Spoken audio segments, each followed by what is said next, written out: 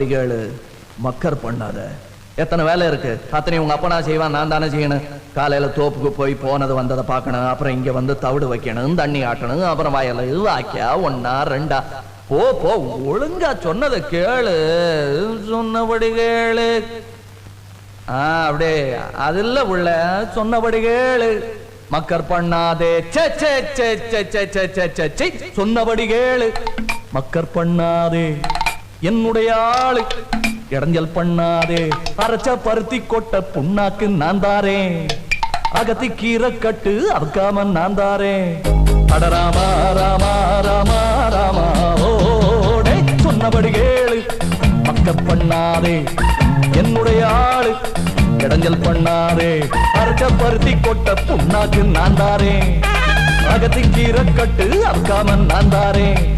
அட ராமா ராமா ராமா ராமா டே.